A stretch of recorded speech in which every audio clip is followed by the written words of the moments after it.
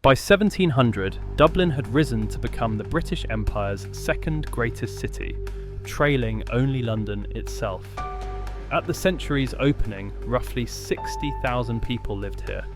By 1800, that number had surged to nearly 200,000. This was a place of jarring extremes. Grand Georgian townhouses rose within sight of Europe's most desperate slums. A Protestant elite controlled parliament and commerce, while the Catholic majority endured brutal penal laws that stripped them of property, education, and any voice in government.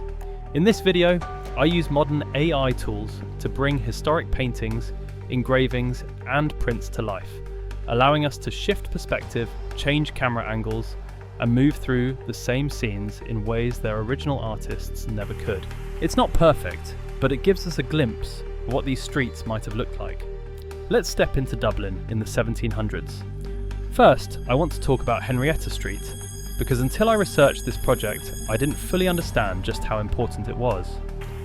This is Henrietta Street, constructed during the 1720s and 1730s, and it was Dublin's most prestigious address. The houses here were massive, built on a palatial scale for Ireland's wealthiest figures. Archbishops, Lord Chancellors, parliamentary speakers, and army generals all made their homes along this street. This view shows towering brick facades with grand reception rooms on the ground floor where political deals were struck. Private chambers occupied upper floors, while servants remained hidden in basements and attics. What strikes me most is how deliberately this street projected authority. Wide, imposing, lined with iron railings. It announced that this was where Ireland's decisions were made. By 1900, these same grand houses had become some of Dublin's worst tenements, with over 100 people crammed into a single building. Remarkably, Henrietta Street still exists today. You can visit number 14, which is now a museum. This view shows the River Liffey cutting through the centre of Dublin, its dark waters crowded with merchant vessels and cargo ships. By the mid-1600s, stone quays had been built along both banks, transforming Dublin into a proper port city.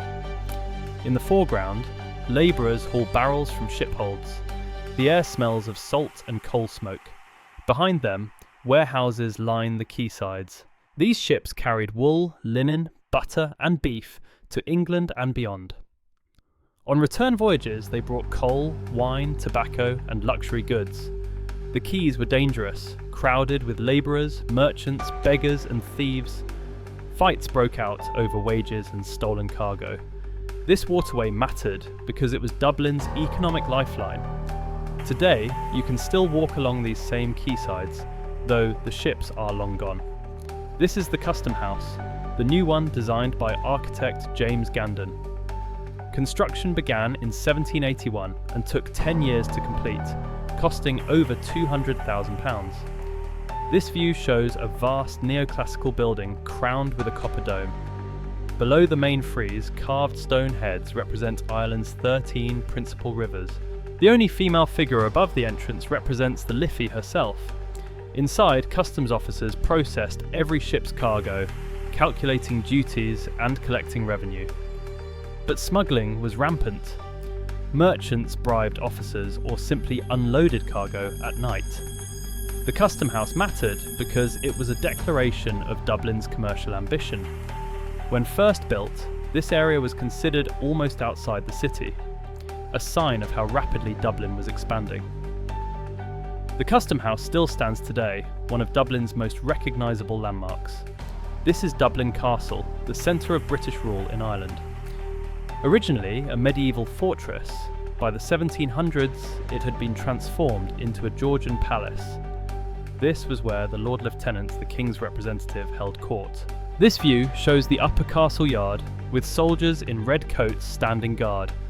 Carriages arrive carrying officials in powdered wigs. Inside, laws were enforced, taxes collected, and political power concentrated. The castle also hosted elaborate balls and formal receptions during the social season. But it was also a symbol of domination, housing a garrison ready to crush any unrest. In a city where a Protestant minority ruled over a Catholic majority, that unrest was never far away. The castle mattered because it was the nerve centre of control. Dublin Castle remains in use today, now serving the Irish government. This view shows the narrow lanes behind Dublin's elegant squares, where most people actually lived.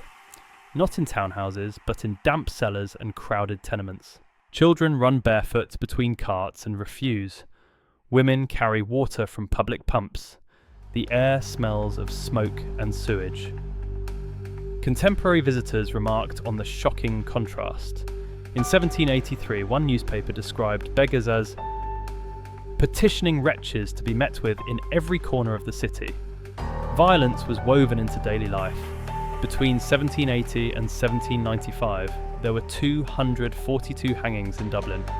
Disease spread rapidly, clean water was scarce, sanitation barely existed. These neighbourhoods mattered because this was the real Dublin. The muddy lanes, the constant struggle to survive.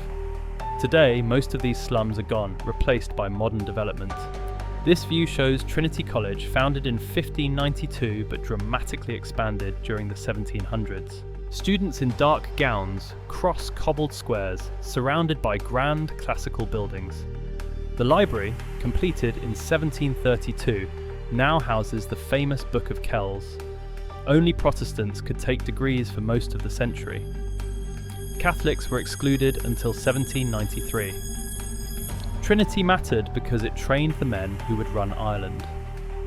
Just outside the college gates sat College Green and the Irish Houses of Parliament. Designed by Edward Lovett Pearce and completed in 1731, it was the first purpose-built Parliament building in the world. But this independence wouldn't last. In 1800, the Act of Union dissolved the Irish Parliament. The building was sold to the Bank of Ireland, which still occupies it today. Walking through College Green now, you can still sense its former importance. This is St. Stephen's Green, a 22-acre common surrounded by elegant townhouses. This view shows well-dressed figures strolling gravel paths. Women carry parasols, men in tricorn hats converse. The green was a stage for status. To own a house facing it announced your wealth. But the green had a darker side. Public hangings took place here until the 1780s. Pickpockets worked the crowds. At night, the paths were dangerous. By the 1770s, private keys were issued to residents. Today, St. Stephen's Green is a public park, and you can still trace those Georgian paths. Standing here now, looking back at Georgian Dublin, it's hard not to feel the weight of what came next. The Act of Union in 1800 would end Dublin's golden age, the wealthy departed. The grand houses decayed into tenements. The tensions between rich and poor, Protestant and Catholic, would shape Ireland for generations to come. But in the 1700s, none of that had happened yet. Dublin was a city of ambition and contradiction, elegant and brutal, wealthy and desperate, all at once. If there's another city or moment in history you'd like to see brought to life, let me know in the comments. I'd love to keep building this journey into the past with you. Again, thank you so much.